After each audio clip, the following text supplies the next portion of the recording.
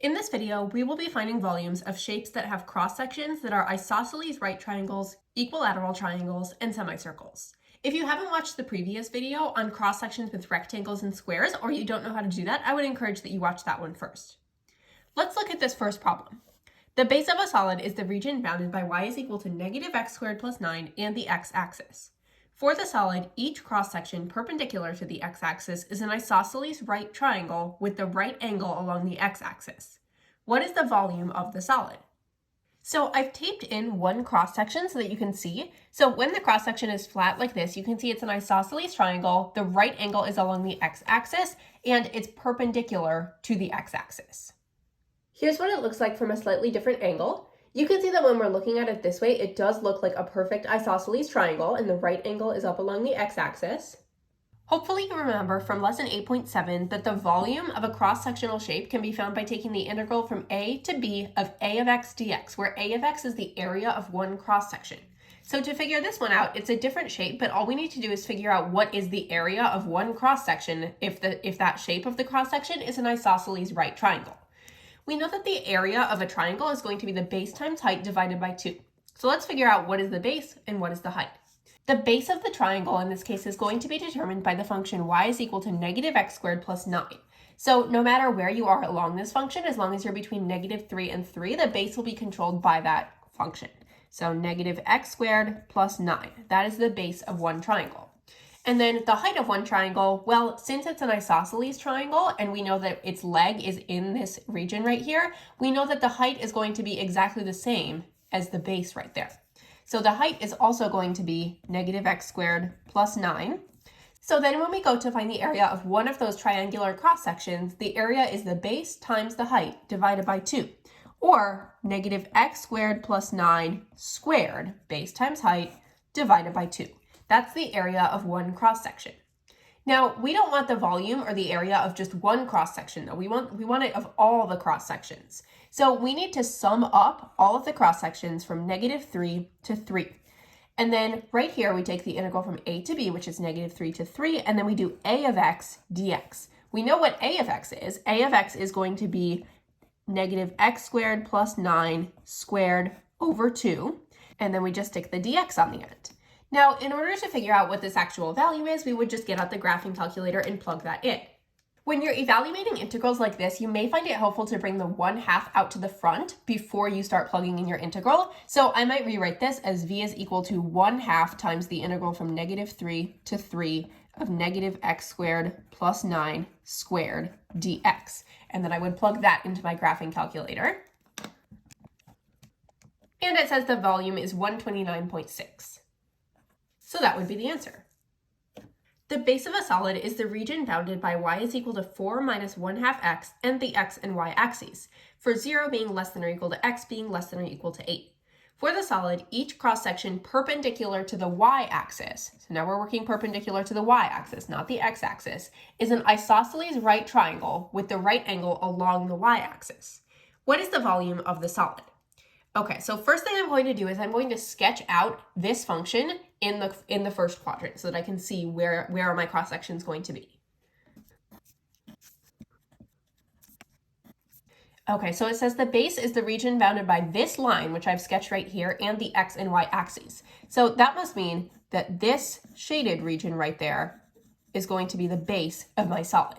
So now I need to sketch in one cross section. It says each cross section is perpendicular to the y-axis. So I'm going to sketch it perpendicular to the y-axis in there. And then it says it has its right angle along the y-axis. So when I sketch it in, it will look something like this. And it's a little hard to see because it's overlapping there, but hopefully you get the idea of where the cross section actually is. Now I need to figure out the area of one cross section.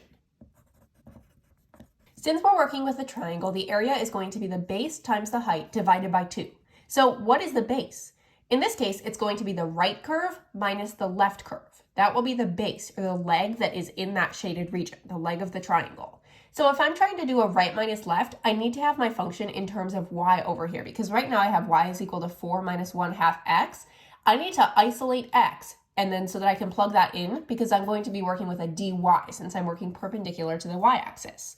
So if I have y is equal to 4 minus 1/2 x, that gets me y minus 4 is equal to negative 1/2 x.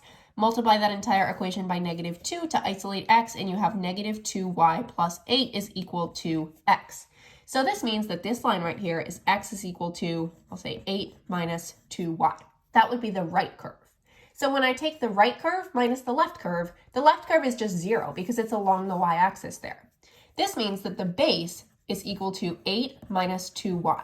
Since it's an isosceles triangle, this length and this length right here are going to be the same. Therefore, the height is also 8 minus 2y. So when I come up with my area, that will be the base times the height, or 8 minus 2y squared, all over 2. Now I will come up with my volume equation. So volume is going to be the integral from a to b along the y-axis because we're working perpendicular to the y-axis. So my y bounds are going to be from 0 to 4 because that's where that function ends. So 0 to 4. It's very easy to get tripped up on this one because it gives you this domain right here from 0 to 8, but that's along the x-axis, and we are working along the y-axis here. So make sure you don't get confused by that. The integral from 0 to 4 of a of x dx. A of x, or the area of one cross-section, I can write that in as 1/2 times 8 minus 2y squared, and then I just stick a dy at the end. I said dx before, but since we're working with y's in this case, we should have a dy. Now I will plug that into my graphing calculator. Remember, when you're plugging this into your calculator, you can use x's in here. It doesn't matter as long as you're using an x both in here and here. So an x for everywhere that there's a y. Your graphing calculator doesn't care. And there's my volume, 42.666 repeating. I'm going to round that to 3 decimals, so I will say the volume is equal to 42.667. And there's my answer. Region R is the region bounded by y is equal to the natural log of x plus 1, y is equal to 3, and x is equal to 5 in the first quadrant. Region R is the base of a solid. For the solid, each cross-section perpendicular to the x-axis is an isosceles right triangle whose leg is in region R. So we know we're working perpendicular to the x-axis, so we're going to be having our equations in terms of x, and we will have a dx at the end of our volume integral, and we are working with isosceles right triangles. The first thing I want to do is I want to get a feel for what these functions actually look like. These are a little bit more tricky to sketch just by hand, so I'm going to grab my graphing calculator and plot these. So I will plot, whoops, I have some old functions in here. I will plot natural log of x plus 1. And I can also plot y is equal to 3, but I'm not going to be able to put x is equal to 5 as an actual equation in here because it only takes my stuff in terms of y. How I'm going to account for that is I'm going to have my x-min, let's see, I'll have my x-min be 0 because we're only working in the first quadrant, and then my x-max will be 5. So we're going from 0 to 5 there, and then I will go from 0 to 10, I guess, for my y-max, and I can adjust that if I need to. Okay, so now I have a pretty good idea of what my region is because if I imagine another line here for x is equal to 5, that means that this region, this is going to be the shaded region along there. So I'm just going to copy that over onto my paper so that I can visualize it and then sketch it.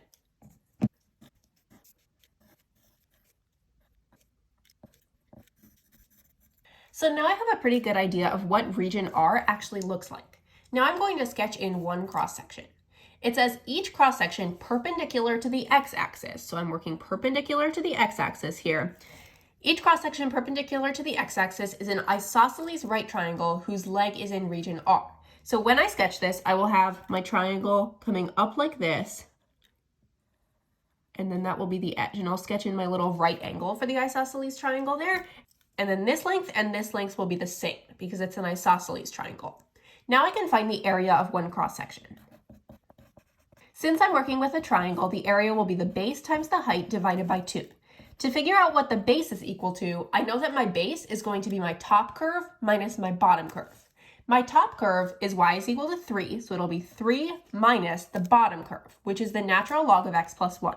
So 3 minus natural log of x plus 1. That's my base, and since I know that the base and the height are going to have an equal length, I can say that my height is also 3 minus the natural log of x plus 1. This means that the area of one cross-section is going to be 1/2 times 3 minus the natural log of x plus 1, all squared. Now I'm going to come up with the integral for the volume. So when I'm coming up with my bounds, I need to look along the x-axis because we were working with the x-axis in this problem, perpendicular to the x-axis, and I'm going from 0 to 5. So my lower bound is 0 and my upper bound is 5. Now when I write in this area, I'm actually going to pull the 1/2 to the outside of the integral as a constant multiple, just so I don't get confused when I'm entering it into my graphing calculator. Then for the rest of the area, I have 3 minus the natural log of x plus 1 squared, and make sure that that squared is on the outside of that entire thing. And then we have a dx to account for the length of each cross section. Then I can just grab my graphing calculator and plug that in. Round to 3 decimals and you get 9.129 for the volume. The next shape we'll be working with is equilateral triangles. The base of a solid is the region bounded by y is equal to negative x squared plus 9 and the x-axis. Hopefully this is sounding familiar from previous problems. For the solid, each cross-section perpendicular to the x-axis is an equilateral triangle. What is the volume of the solid?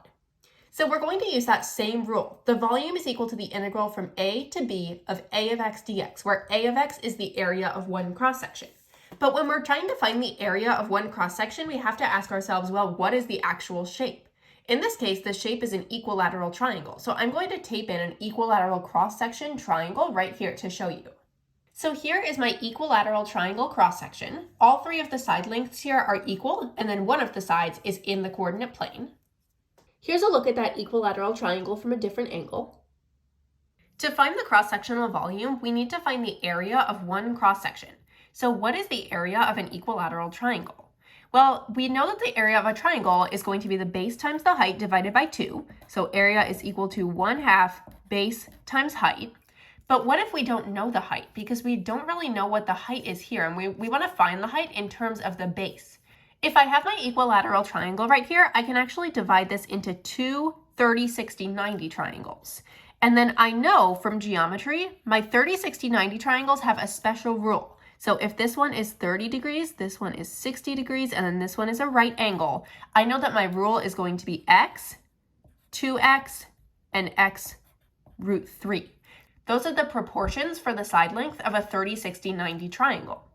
Now, since I know that the base is going to represent this distance right here, so this is the base, in this case, this x would be 1/2 the base. So if this is 1/2 the base, that means that the height is going to be 1/2 the base times root 3. So 1/2 b times root 3. Now, if I take a look at my area formula again, area is equal to 1/2 the base, which is b, times the height. And we just found the height in terms of the base right here. The height of that equilateral triangle is going to be 1/2 times the base times the square root of 3. I can rewrite the area here as area is equal to rad 3 b squared over 4. Now that I know what the area of an equilateral triangle is, I need to figure out what's the area of one cross-section for this particular shape. So what is the base in this case? Well, the base is always going to be determined by the distance from the x-axis to this line, y is equal to negative x squared plus 9. So therefore, I'm going to do top curve minus bottom curve, or negative x squared plus 9 minus 0. So it's just negative x squared plus 9. Therefore, in this case, the area of one cross-section is, and then I take my rule over here, rad 3 over 4 times the base, which I just found to be negative x squared plus 9 squared. Now I can come up with my volume integral. Since I'm working perpendicular to the x-axis, I will look along the x-axis, and I'm going from negative 3 to 3.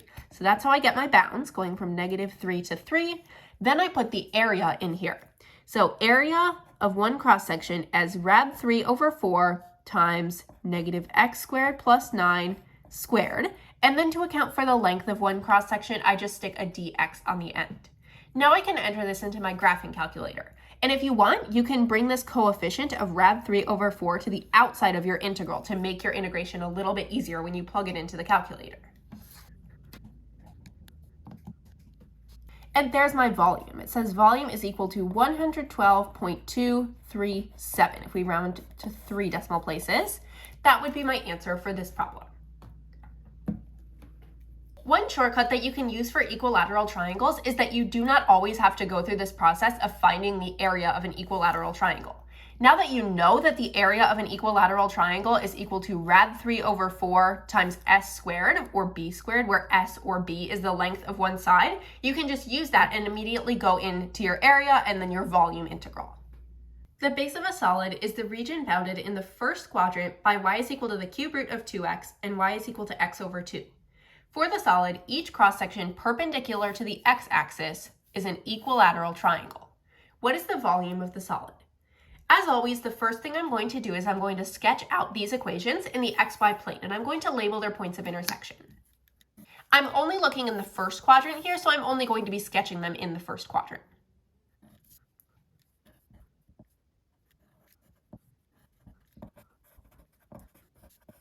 Now that I have a pretty good area of what this shaded region in here looks like, I'm going to sketch in one cross-section. So the cross-sections are perpendicular to the x-axis, so I will draw that line perpendicular to the x-axis, and they are equilateral triangles. Then I will sketch in that tiny equilateral triangle, and I will mark it, showing that all three of those side lengths are equal. Now I need to find the area of one cross-section. I know that the area of one cross-section, when that shape is going to be an equilateral triangle, the area is going to be rad 3 over 4 times b squared, where b is that base length. And how do I find the base length here? Well, I'm going to take the top curve minus the bottom curve. In this case, the top curve is equal to x over 2, and the bottom curve is equal to the cube root of 2x. So I will say b is equal to x over 2 minus cube root of 2x. And then when I plug that into my area formula, I have rad 3 over 4 times x over 2 minus the cube root of 2x squared. Now I can come up with the volume integral. So I'm going to be going from 0 to 4 because I'm working along the x-axis. Integral from 0 to 4 of the area dx.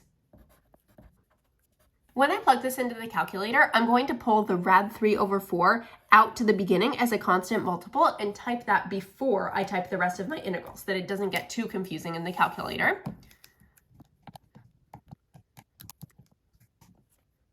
And it says that the volume is 0.528 if you round to 3 decimal places. This means that the volume of that shape with the equilateral triangle cross sections would be 0.528 cubic units. The base of a solid is the region bounded in the first quadrant by y is equal to x to the fourth and x is equal to 1. For the solid, each cross-section perpendicular to the y-axis is an equilateral triangle. What is the volume of the solid? First step, as always, I'm just going to sketch out these lines in the coordinate plane.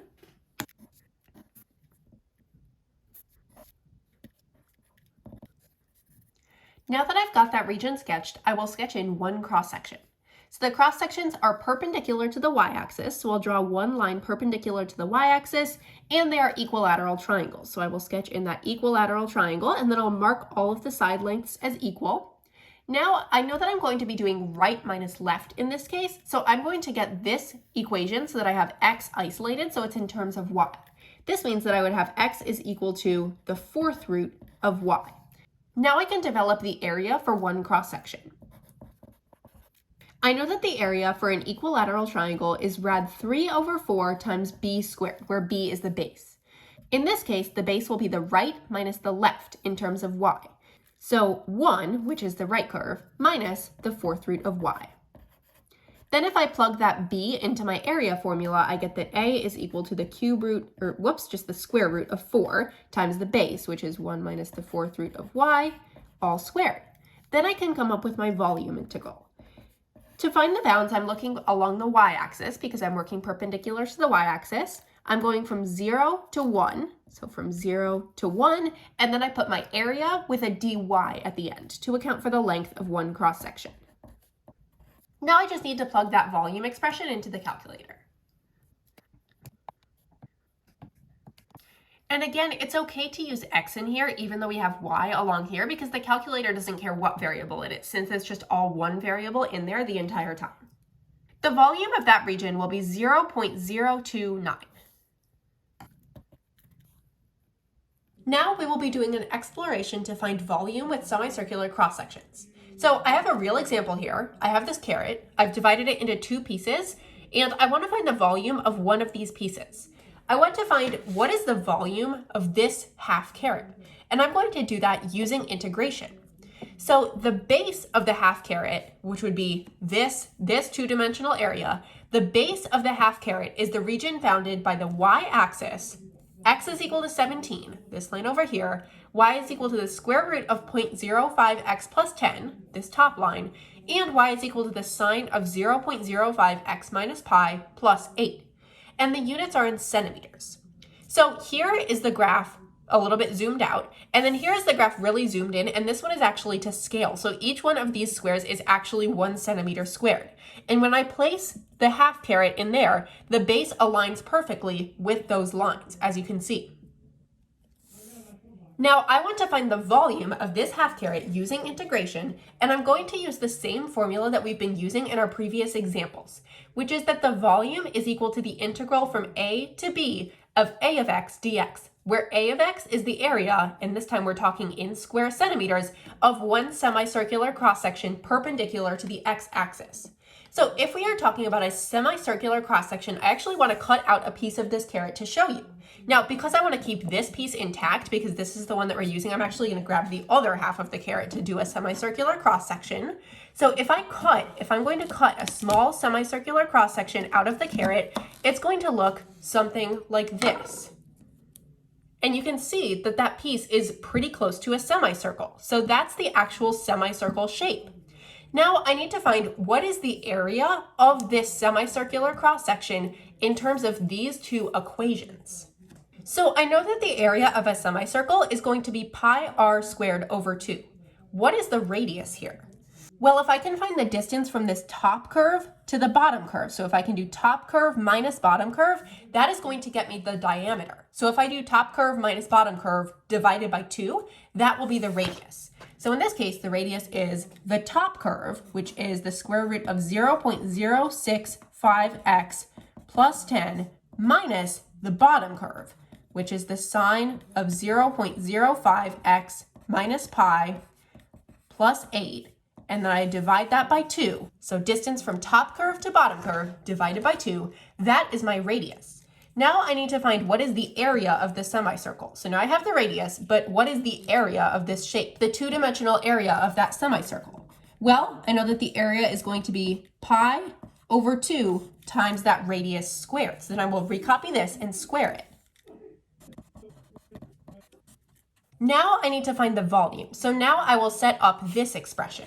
What is A and what is B in this case? Well, I know that A is going to be where I started along the x-axis and B is going to be where I ended. In this case, I started at 0 and I ended at 17. So my lower bound will be 0 and my upper bound will be 17. So I'm going from 0 to 17. And then I need to put the area in here because it's the integral from a to b of a of x dx. So now I will recopy this entire area. And then I just stick a dx at the end to account for the length of the caret, or for the length of each individual cross section, which in this case, if we're looking at it on here, the length would be how long is that little section. And obviously you want this cross section to be much, much thinner because when we talk about it having a length of dx, that means an infinitely thin cross section. Before I put this expression into the graphing calculator though, I want to simplify it just a little bit. So I want to bring out as many things as I can, like bring out to the front of the integral as a constant multiple. So if I distribute this squared up here and I bring the squared to the top and the squared over to the bottom, 2 squared, that's going to be 4. So if I have pi over 2 out here and then I have pi over 2 times 1 over 4, that's really going to be pi over 8. So I can rewrite this as pi over 8 times the integral from 0 to 17, and then this 2 down here went away. Recopy this numerator up here. And then that entire numerator also needs to be squared in there. And then I have a dx stuck on the end. Now I'm going to put that entire expression into my graphing calculator. And it just makes it a lot easier to put it in the calculator once you have actually taken the squared and moved it over to the top and the bottom. So as a constant multiple, I have pi over 8 on the outside. And then I do the integral from 0 to 17. And then I need to input this function and square the entire thing.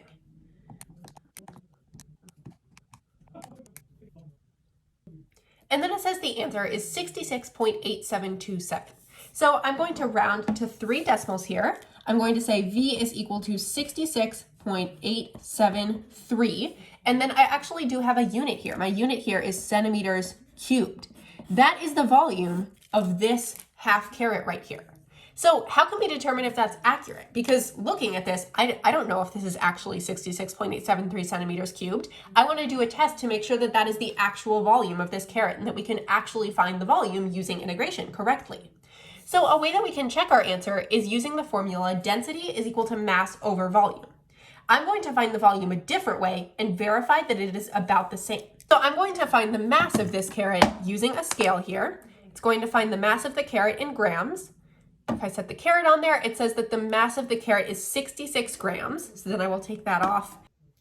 Mass of the carat is 66 grams. And then I Googled it, and the density of a carat is supposedly 1.04 grams per cubic centimeter. So now when I plug these into my density is equal to mass over volume equation, I get that the density, 1.04, is equal to the mass, which is 66, over the volume. And then I can solve for the volume, just again grabbing my calculator. I can do 66 divided by 1.04, and it says that the volume is 63.462 if we round to 3 decimals. So 63.462 centimeters cubed. Now, is this exactly the same as the 66 centimeters cubed that we got up here? No, it's not, but it's really pretty close. So some potential sources of error why we didn't get the exact volume. Well, it's possible that these cross sections of the carat were not perfectly semicircular. Maybe they were a little bit more like an oval than a semicircle. Another possibility is that our equations that we had did not perfectly align with the base of the half carat. Because this is, after all, this is just an organic shape, so it would be really, really tricky to get an equation that is exactly aligned with the edges of the carat there. A third potential reason is that the density of this particular carat was a little more or a little less than 1.04 grams per cubic centimeter. But overall, hopefully you can see that integration does give us a fairly reliable method to find the volume of a three-dimensional shape. Now let's work through some examples with semicircular cross-sections. The base of a solid is the region bounded in the first quadrant by y is equal to the square root of x and the x-axis on the closed interval from 0 to 2. For the solid, each cross-section perpendicular to the x-axis is a semicircle. What is the volume of the solid? My first step is to sketch out these lines in the coordinate plane. So I'm going to sketch out y is equal to the square root of x, and I'm only going from 0 to 2. So along my x-axis, I will do 0, 1, and 2, and then 2 is where I'm going to be stopping. So I'm just going to do a dashed line at x is equal to 2. Now when I'm doing y is equal to the square root of x, that will look something like this. And it says it's bounded by this curve and the x-axis. So then I shade in my region right there. Now I can sketch in one cross-section. Each cross-section perpendicular to the x-axis, so now I'll sketch a line perpendicular to the x-axis, is a semicircle. Then I sketch in my semicircle right there. Now I need to find the area of one cross-section. The area of a semicircle is going to be pi r squared over 2.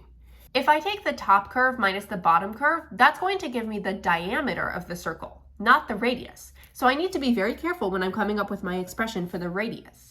So the radius will be top curve minus bottom curve, which is rad x minus 0, so just rad x over 2, taking that diameter that you get from top minus bottom and dividing it by 2. Now I can plug that into my formula for the area. Area is equal to pi over 2 times the radius, rad x over 2, squared. Now if I want to, I can clean that up just a little bit before I pop it into the graphing calculator. So pi over 2 times x over 4, or pi over 8x. Now I can come up with the integral for volume. I'm going along the x-axis, so I will only be integrating from 0 to 2. X is equal to 0 to x is equal to 2. Then I take my area, which is pi over 8x, and then I stick a dx at the end to account for the length of one cross-section. Then I can pop that in the graphing calculator. And it says that volume is going to be 0.785. That would be my answer. The base of a solid is the region bounded in the first quadrant by y is equal to negative 4x squared plus 8, the x-axis, and the y-axis. For the solid, each cross-section perpendicular to the y-axis is a semicircle. What is the volume of the solid? First, I will sketch out all of these lines in the first quadrant. So I know that the line y is equal to negative 4x squared plus 8 is going to have a y-intercept up at 8, but I don't know where the x-intercept is going to be, so I can say 0 is equal to negative 4x squared plus 8 and solve that to figure out where are my roots of this quadratic. Since I'm only working in the first quadrant, I'm only going to label positive rad 2. And then I know that the rest of the parabola will look like that. So now I have this function sketched in, and that's actually the only one I need to do because the other lines that are forming the boundaries are just the x-axis and the y-axis. So that means that this region right here is going to represent the base of the solid. Now I will sketch in a cross-section. Each cross-section perpendicular to the y-axis, so I sketch a line perpendicular to the y-axis, is a semicircle. There's my semicircle. Now I find the area of one cross-section. The area of a semicircle is pi r squared over 2. So what is the radius in this case? Well, if I take the right curve minus the left curve, that is going to give me the diameter of the circle. Also, because I'm working perpendicular to the y-axis, I need to have this equation in terms of y, so I need to isolate x. If I have y is equal to negative 4x squared plus 8, I can try to isolate x that way. I have y minus 8 is equal to negative 4x squared. Divide both sides by negative 4. Negative 1/4 y plus 2 is equal to x squared. So x is equal to the square root of negative 1/4 y plus 2. Now, do not forget that you have a plus or minus on this square root, because when you take the square root of x squared, you need to have that plus or minus on there. However, in this specific case, we're only going to take the positive one because this line that we're working with is only the positive one. It's only the line that is in the first quadrant. Now that I have that isolated, I can come up with the diameter, the right minus the left. The left is just 0, so if I just take the right, well, that's the square root of negative 1/4 y plus 2. That means that my radius is going to be the square root of negative 1/4 y plus 2 over 2, because I took my diameter and divided it by 2. So now when I come up with my area, I can say area is equal to pi over 2 times, and then this radius squared. I'm going to clean this up just a bit before I put it in the graphing calculator. So I still have the pi over 2 on the outside, but then if I have the square root of something squared, that on the top that will just be negative 1/4 y plus 2, and on the bottom it'll be 4. So the area of one cross section is really pi over 8 times negative 1/4 y plus 2. Let's come up with the volume integral now. I'm working along the y-axis, so I need to look at my y-bounds. I'm going from 0 to 8, and then I put the area, which is pi over 8 times negative 1/4 y plus 2, and then I stick a dy at the end. Now it's time to put that in the calculator. When I do that, I get that the volume is equal to 3.142 if you round.